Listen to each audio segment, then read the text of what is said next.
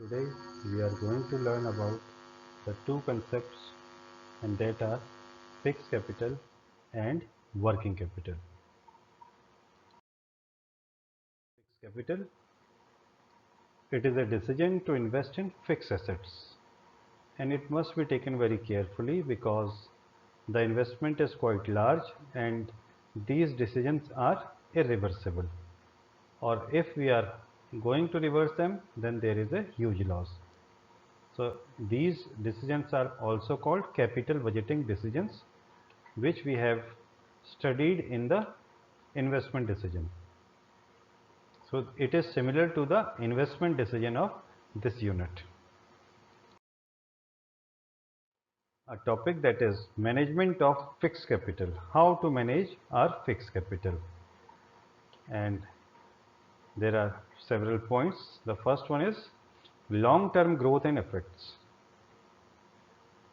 The decision of investing in fixed capital have a bearing on the long-term growth of the company, and because the amount invested in fixed capital or fixed assets is usually for a longer time of period, and for that time period how much returns we are getting, it totally depends on how efficiently we are investing in fixed capital. So these affect the future possibilities and prospects of the business. So we have to manage our fixed capital properly for a better future. Second point is large amount of funds involved. As you all know that fixed assets are very costly and our funds are blocked in a long term project. Therefore, these plans or these programs are planned after a detailed analysis, and this may involve decision like where to procure funds from, like from debt or equity, and at what rate of interest if we are investing money through the debentures or bank loans. Risk involved. A fixed capital investment decision is very risky because it affects the returns of the firm in long term. An investment decision involving fixed capital influence the overall business risk complexion. Means if we take any decision regarding the fixed capital, there is a complexity in that particular decision. It may be possible that our decision is not good, or it was not good before 20 years, and after 20 years we are getting losses. So there is a lot of risk. And last point of this topic is irreversible decision. We cannot reverse these type of decision once they are made. Suppose we have purchased a land for our new factory, then we constructed a building, then we purchased the machinery, installed them, and all setup is ready, and at that time we want to leave that type of business. So it is very bad condition and there will be a loss, or we can say there will be a great loss, because nobody will be ready to buy that particular industry at same cost.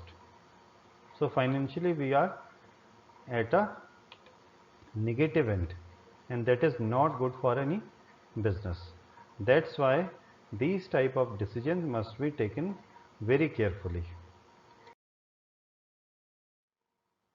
Now, the factors affecting requirement of fixed capital, and it is very important for you because every year from this topic questions are asked in board examination.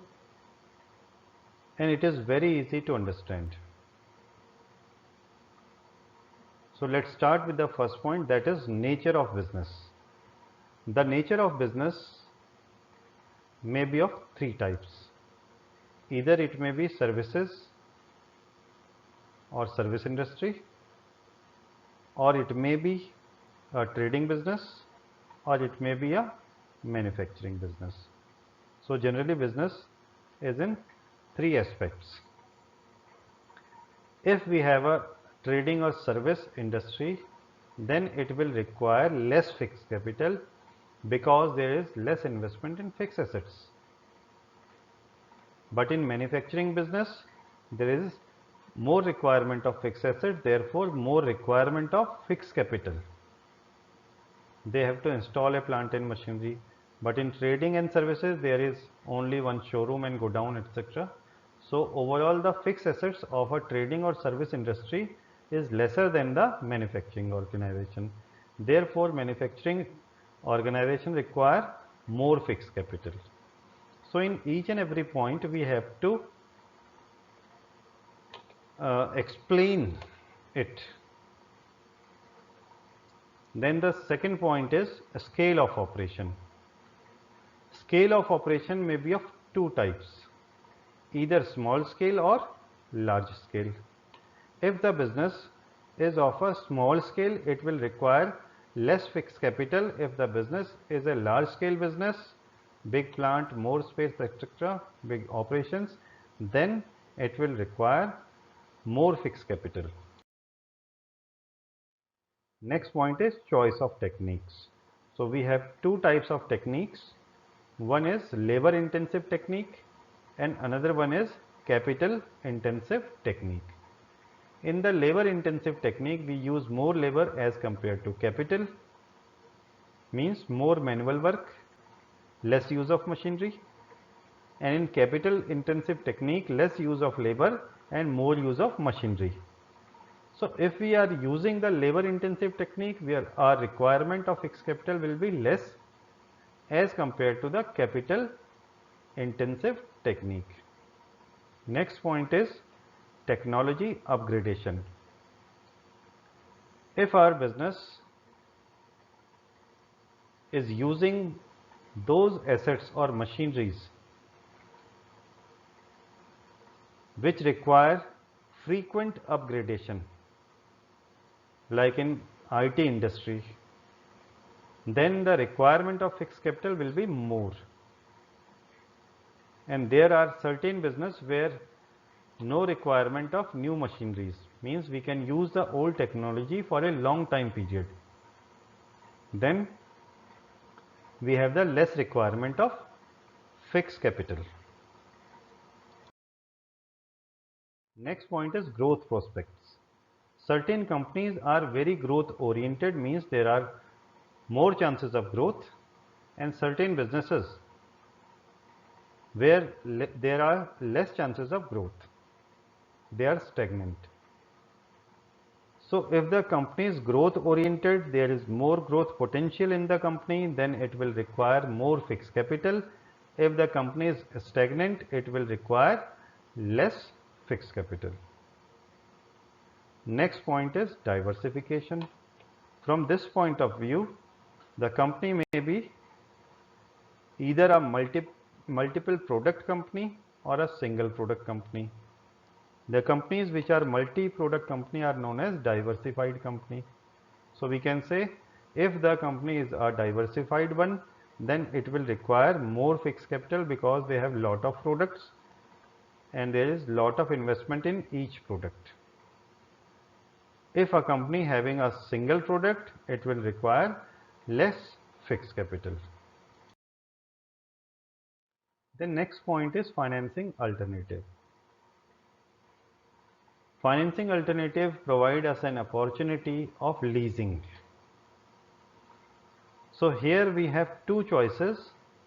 One is either we acquire or manufacture our own fixed assets or we lease them. Leasing here means taking assets on rent.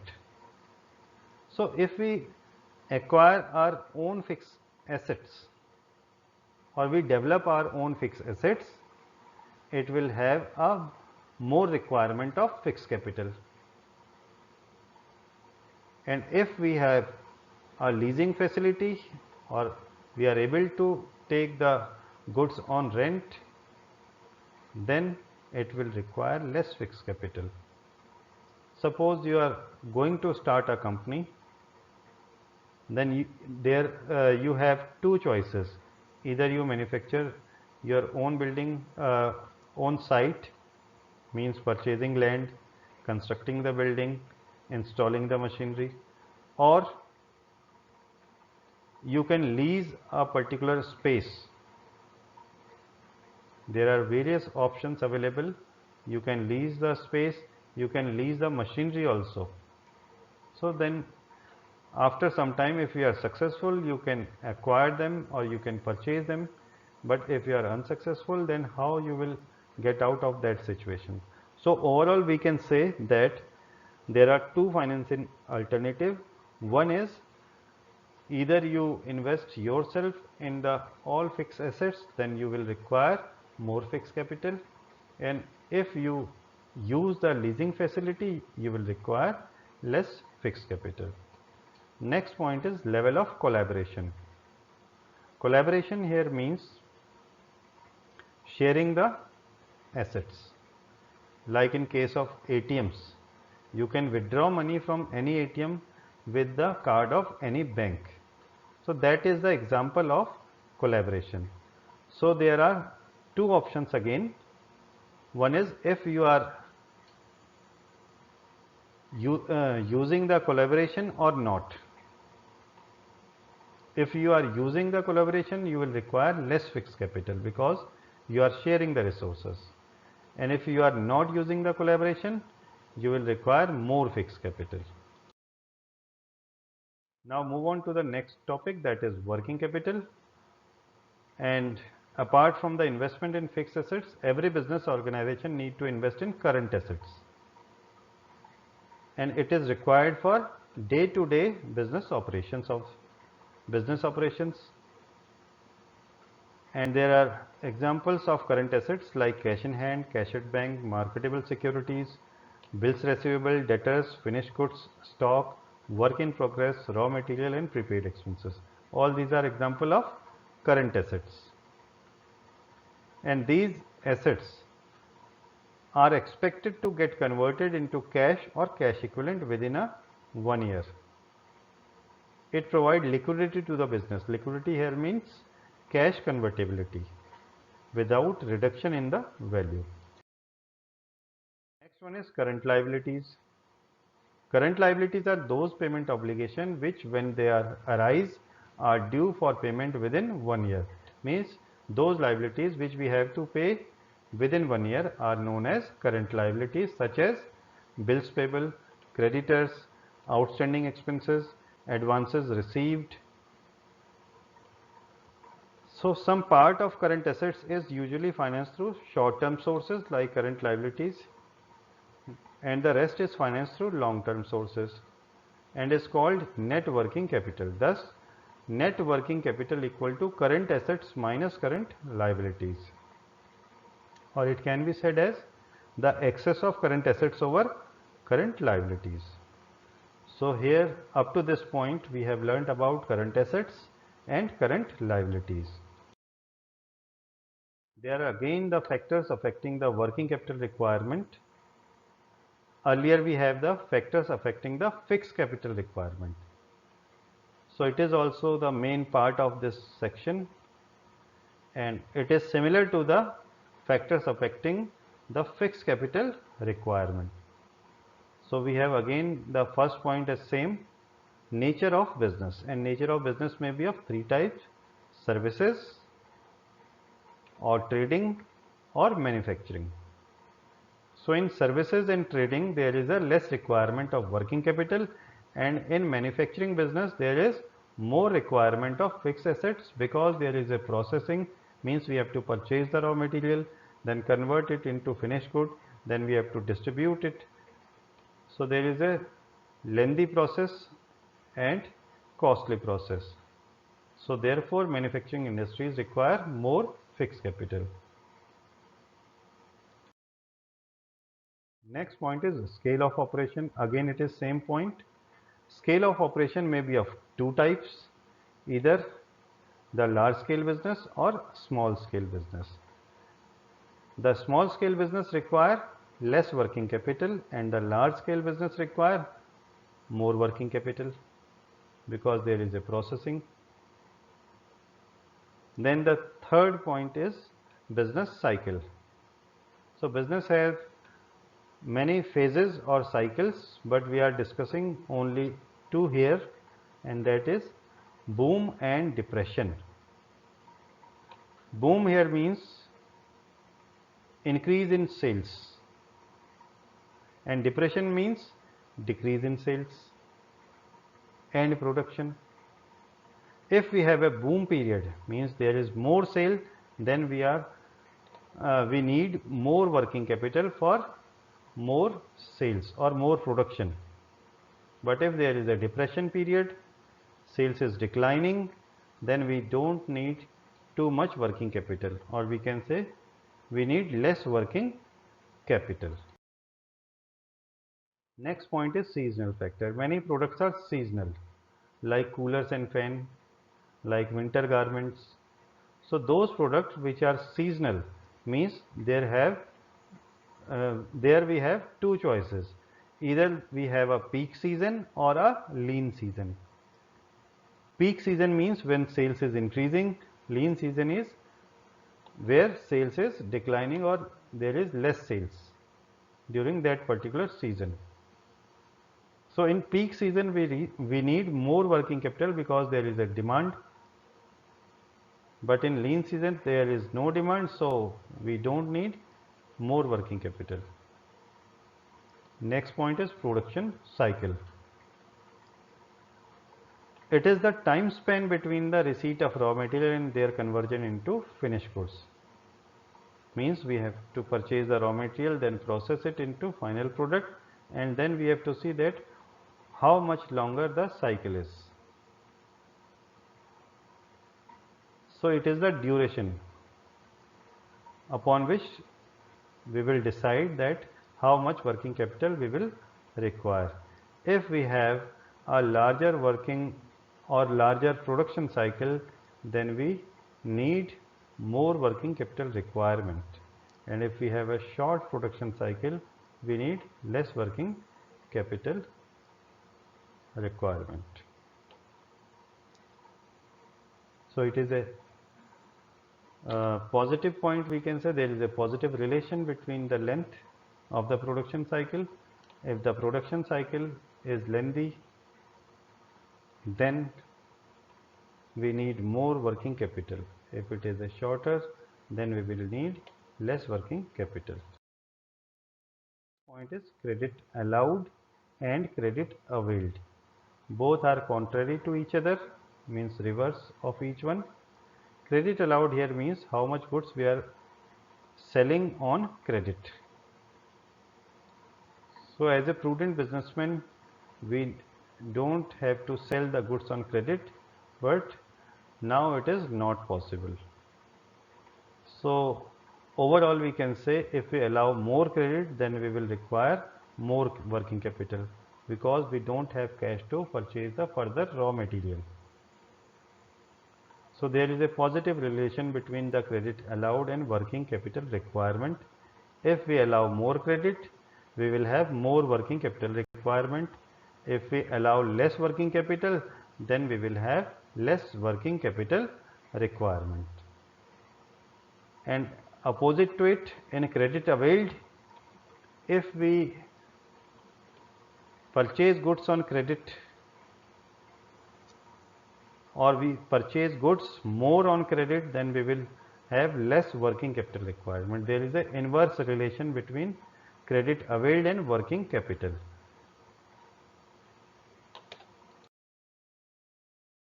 Operating efficiency means how we are performing with our debtors. If our debtors are paying us timely, then there is less working capital requirement, and if they are not paying timely, then we will need more working capital, and that depends on the efficiency of manager, or we can say firm.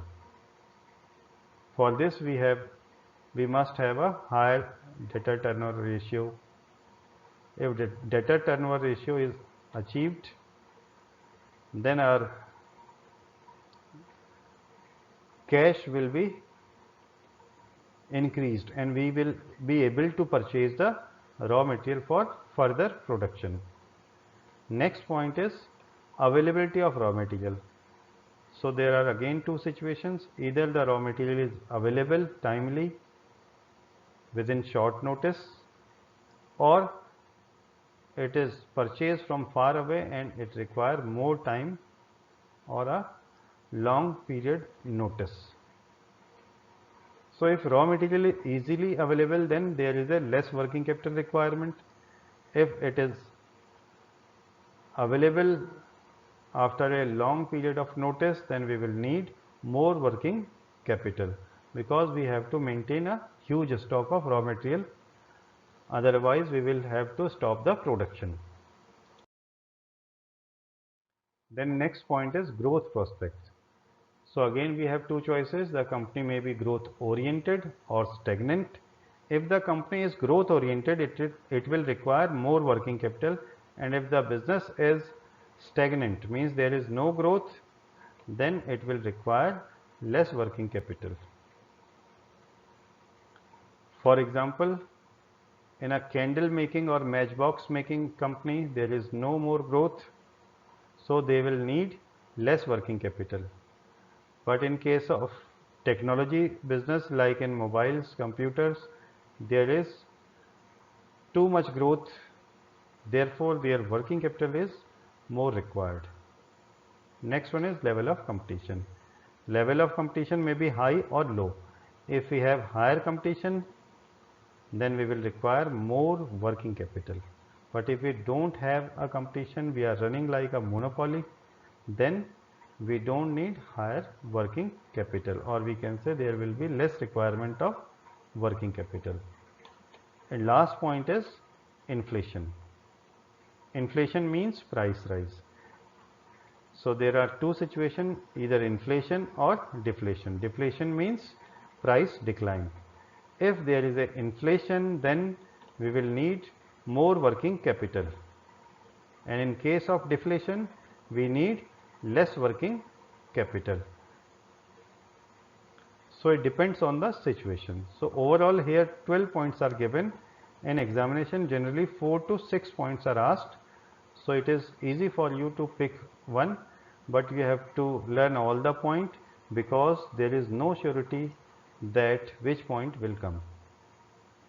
They can ask you in examination, write any 6 point of factors affecting the working capital requirement, or they can give you their specific points that explain these points. So you have to learn all the points, and it is very easy, and both the topics like factor affecting the working capital or fixed capital are almost same. So I hope you understood a little bit. Thank you, students.